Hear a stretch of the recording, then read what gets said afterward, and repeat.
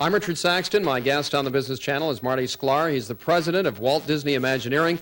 Been with the company since the mid-50s, near the inception and also the creation of Disneyland. And it's your responsibility to come up with the ideas. You were telling me it's a team effort. How many people work on coming up with the ideas for the new attractions and turning motion pictures into motion rides? Well, we have about 1,200 people here currently, and that fluctuates from time to time.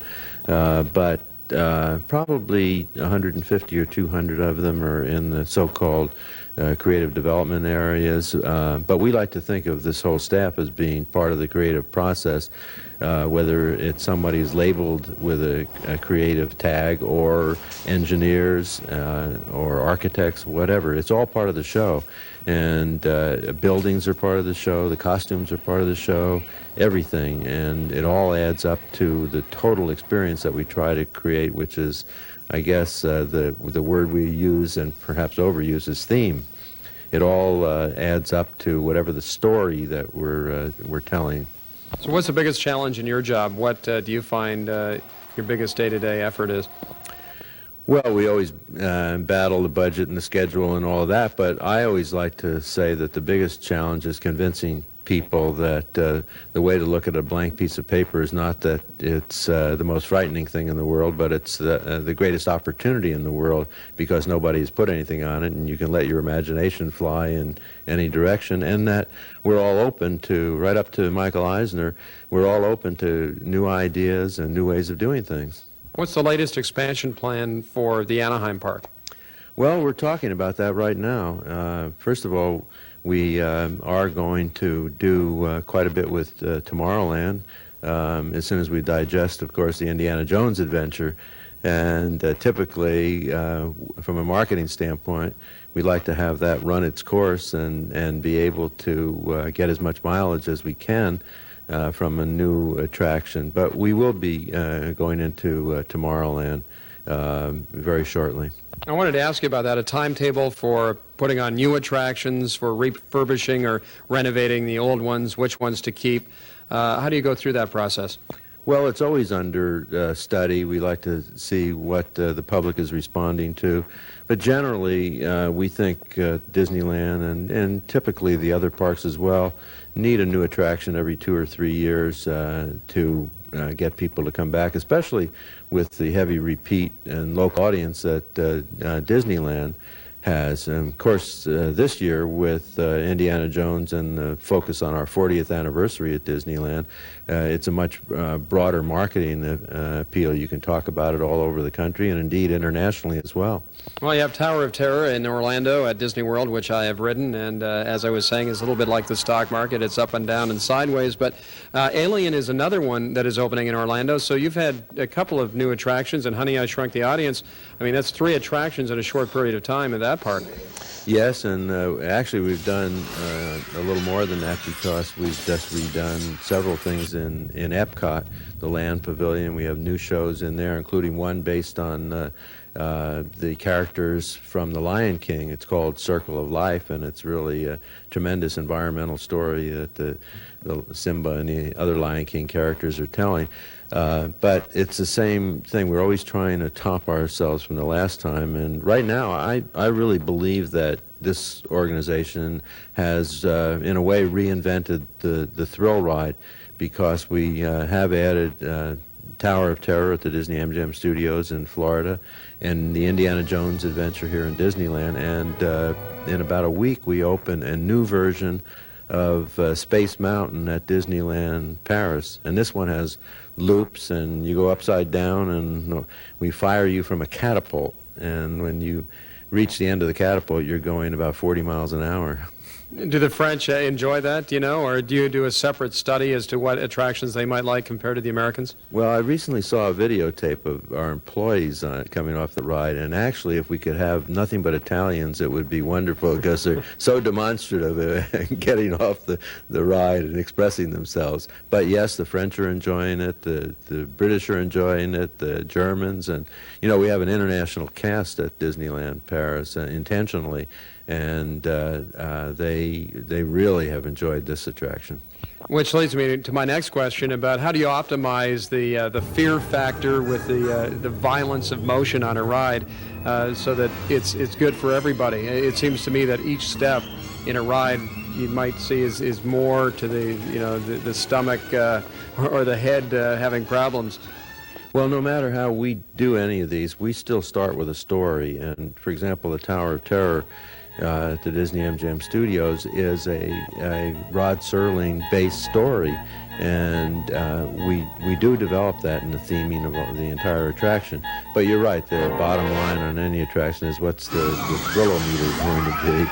We actually have one fellow, if you can believe this, I swear to you it's the truth, his job is to ride all the roller coasters and thrill rides around the world and let us know what we should be thinking about doing. And sometimes we think of a piece here from here, a piece from there, and try to make a new combination of things. But more and more the audience is getting more, on the one hand, sophisticated. On the other hand, they're being thrilled, if you will, with things from like bungee jumping and everything else in new ways. And we have to remember the first thing to think about is safety. There's nothing that Disney does in any of these parks that is not exquisitely safe, and computers talking to computers from a safety standpoint. But beyond that, I think we still try to develop all of our attractions that can play to a family audience ultimately, even though with some attractions we have height restrictions that basically keep the smallest children off the certain rides like Indiana Jones. You have to be about 48 inches in order to ride that attraction. And so there's a lot of factors, human factors, that have to be thought of in all of these attractions.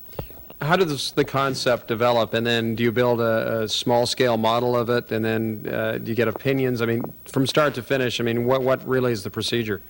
Well, we start with a blank piece of paper, really, and develop a story. We storyboard it like they do in animation or most films these days. And then we start to build the models and bring in all the disciplines, the engineers, the architects, and once we have the storyline, we put some kind of a box around it, if you will, a configuration. It's got to go inside a building for the most part, and there's an enormous amount of talent in this organization from different professional disciplines that come into play in each and every attraction that we do. Let's talk about technology if we can. Let me read you off. Audio, animatronics, EMV, Enhanced Motion Vehicle. These are some of the, I guess, patented Disney names for something you've created. In other words, the lifelikeness of the Indiana Jones figure. He's human-like, he's lifelike. Well, that's been a process that I think really goes back to a lot of things Walt Disney did in animation, of trying to make inanimate objects animate. And he did it in films, and then once Disneyland opened, he became kind of obsessed with three-dimensional animation, which led to what we call our audio animatronics figures, which you see in so many of the Disney attractions. And we do them as human figures, they're animal figures. In the case of our Star Tours simulator, it's a robot. And in Epcot, as a matter of fact, we even have a figure that we call Electronics, who is, we've denuded him, so you can see inside, see how all the pieces work and how everything functions while he's animating. So how does one come up with this technology? Did it come out of the space program, or do you take credit for maybe developing it on your own? A lot of it comes from other sources, and a lot of it comes from our own R&D operation. We do have a substantial research and development program. We are always inventing new things, whether it's projection techniques or animation techniques or ride system techniques, and that's a constant here because we try to keep one step ahead of the competition. And to do that, you have to either find out what's happening in the great scientific centers around the world, or what NASA has done in the space program, or what we can reinvent. I think it's more a case here of finding new ways to adapt technologies that have been developed in other places. But we do our own R&D as well. And other theme parks borrow from you. I know that back in the early 60s, you were a consultant to the New York World's Fair. That type of thing still goes on? Well, I think it's fair to say that you probably find more ex-Disney people out in the theme park business today than almost anywhere we would go, or any company that we would go into in this field is populated with ex-Disney people. So Walt really did start a whole new business, and it's populated today by many, many ex-Disneys, or people that were inspired by, I think, what Walt Disney and Disney has done in this business. Let's talk a little bit more about Indiana Jones. 1.8 million people took the ride in the first 3 months. There are 15 cars that go through the attraction, 12 people per car. As you were saying earlier, a very expensive ride, the most expensive to create. How did you come up with the special effects and the loud audio that you experience when you go through? I'll start with the audio. Actually, when we were having our tests of the attraction, we decided that there wasn't enough audio, so we came back in with many new speakers, including some new kinds of what we call linear array speakers, which we invented as part of our R&D, and we basically turned up the gain and the sound tremendously, because it's that kind of experience. Now, you can't do that in every attraction, but in this one it happens to be the kind where if you saw the Indiana Jones films, adventure seems to be loud, so that's part of it. But there are many, many special effects. Fire, we even drop, at one point we have ice dropping into a pond of water. We have a false ceiling that appears to drop on you in the queue line. And lots of computers talking to computers on it to make the ride system work and assure safety for all our guests. And every ride is different. There are many different programs and combinations of programs. So from one vehicle to the next, and from one time you ride it to the next time you ride it, you will get variables, and I think most people will notice that it is a little different from time to time. How about the age-long problem of shorter lines? How can you reduce that line? Well, it's like almost anything that you do in life. When things are popular, you're going to have to wait. We do that with getting tickets to rock concerts, or a new motion picture that comes out that everybody wants to see. And that's the same thing when we open a new attraction at Disneyland. If we've been successful, then there are going to be more people that want to ride it than we can accommodate at any one moment. So we try to build in large capacities, and that's part of the cost of these attractions. It's a lot different if you're doing what the old amusement parks used to do and have 600 people an hour on an attraction, whereas we're shooting for 2,000 or 2,400 people an hour. Thank you very much. Marty Sklar, who's the president of Walt Disney Imagineering, my guest on the Business Channel.